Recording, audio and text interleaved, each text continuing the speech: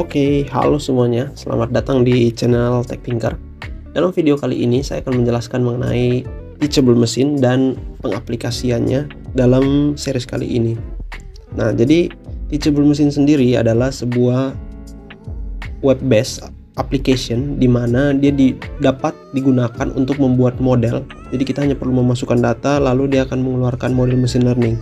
Jadi no code. Nah, jadi si Teachable Machine ini dibuat oleh Google supaya kita lebih easy to create machine learning models. Untuk mengaksesnya, teman-teman tinggal ke teachablemachine.withgoogle.com. Nanti teman-teman akan masuk ke halaman tampilan awal Teachable Machine seperti ini. Nah, jadi kalau teman-teman lihat di sini, fast easy way to create machine learning models. Jadi bisa digunakan untuk aplikasi dan banyak lainnya. Nah, ini contohnya bisa pakai TensorFlow, bisa pakai Node.js, Arduino, dan lain sebagainya pengaplikasiannya. Nah, di websitenya sendiri menjelaskan cara penggunaannya itu sangat mudah. Jadi, teman-teman hanya perlu mengumpulkan data. Jadi, gather data, lalu datanya itu dimasukkan ke dalam kelas. Setelah itu, teman-teman tinggal tekan train model, lalu modelnya itu akan langsung keluar dan bisa diekspor. Kita akan mencobanya di sini contohnya untuk membuat sebuah project baru. Teman-teman tinggal perlu menekan tombol Get Started. Nah, di Get Started ini Teachable Machine menyediakan 3 jenis aplikasi pembuatan model machine learning. Yang pertama menggunakan data gambar, ada data audio, dan data pose. Nah, data gambar ini contohnya membedakan ini gambar ada anjingnya atau hanya orangnya saja gitu. Nah, lalu audio based project ini teman-teman menggunakan audio, jadi pengenalan audio. Lalu pose ini berdasarkan gerakan tubuh manusia, jadi dia sudah merekam titik-titik tertentu dalam pose manusia. Nah, contohnya di sini kita membuat image project. Untuk membuatnya teman-teman tinggal menekan image project ini. Nanti ada 2 pilihan. Yang pertama ada standard image model dan embedded image model. Nah, di sini yang disarankan itu standar image model. Nah, kenapa? Karena ini biasanya paling banyak digunakan dan ukuran gambarnya itu 224 x 224 pixel, di mana gambarnya ini berwarna. Nah, jadi modelnya ini juga bisa diekspor ke TensorFlow, TF-Lite, dan juga TF.js. Nah, dan ukuran modelnya sendiri ini di sekitar 5 MB.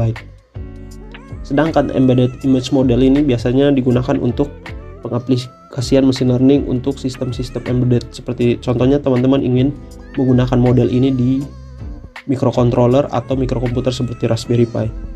Nah, kenapa ini bisa digunakan di Raspberry Pi atau komputer-komputer dengan komputasi yang lebih kecil?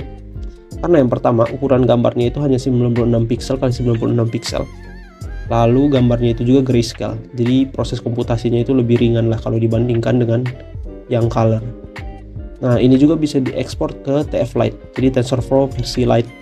Nah, dimana itu memungkinkan untuk digunakan di microcontroller.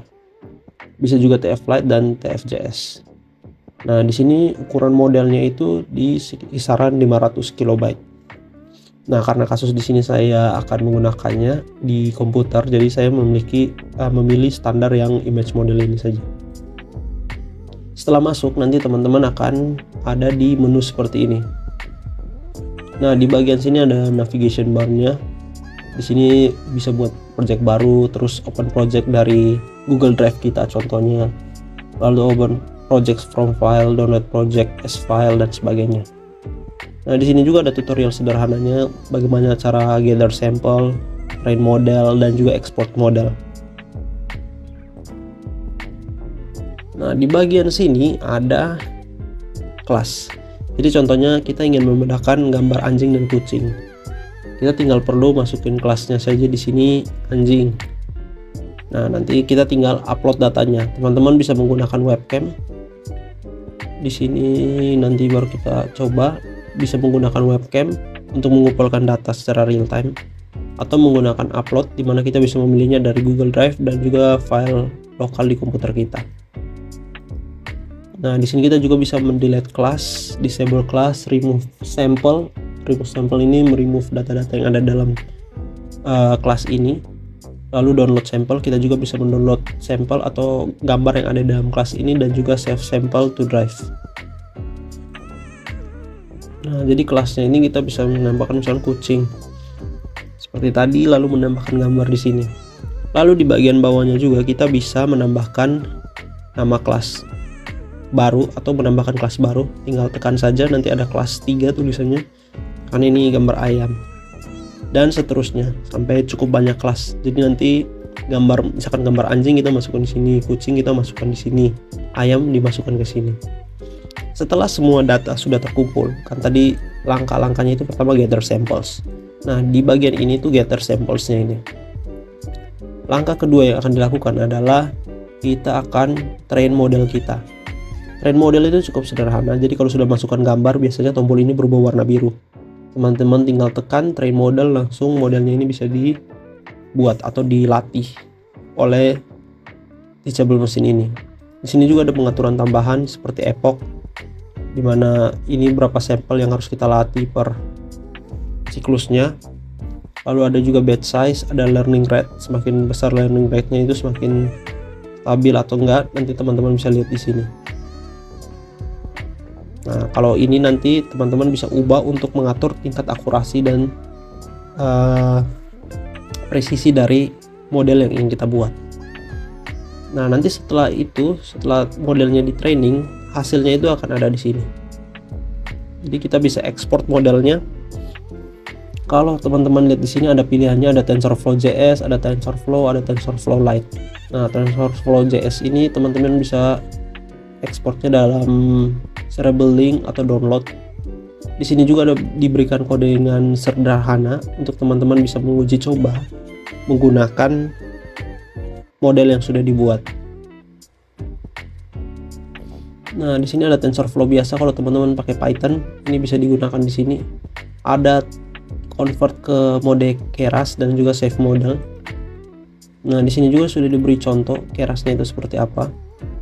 Nah, nanti hasil downloadnya itu ada dua. Yang pertama modelnya seperti apa dan labelnya seperti apa.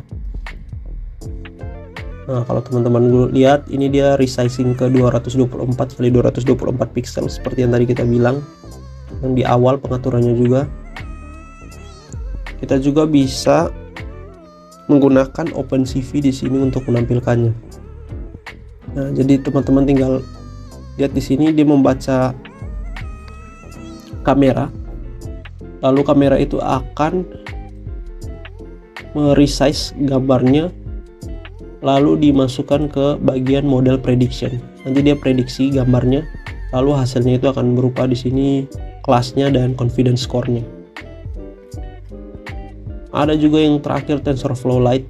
Nah, ini kalau teman-teman biasa menggunakan embedded system seperti Raspberry dan lain sebagainya, paling disarankan itu menggunakan TensorFlow Lite karena ringan dan lebih gampang dan lebih cepatlah komputasinya. Nah, ini ada versi Android, ada Coral, ada Quantize, ada Edge TPU juga di sini. Teman-teman dapat memilihnya.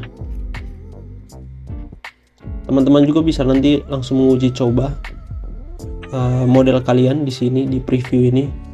Kalau contohnya itu seperti, kita coba kembali ke awal. Nah, contohnya itu seperti ini. Kalau teman-teman lihat, nanti preview modelnya itu seperti ini. Jadi ada webcam, teman-teman tinggal memasukkan gambarnya. Nanti di sini akan keluar berapa prediksi, apa prediksinya, kelasnya di mana, apakah itu marshmallow atau not marshmallow. Lalu tingkatnya itu berapa persen, misalkan ini bisa 100%, bisa 90% dan lain sebagainya.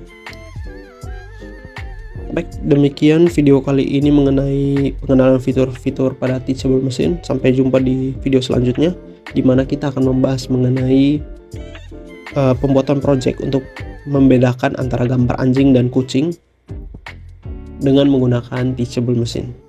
Terima kasih.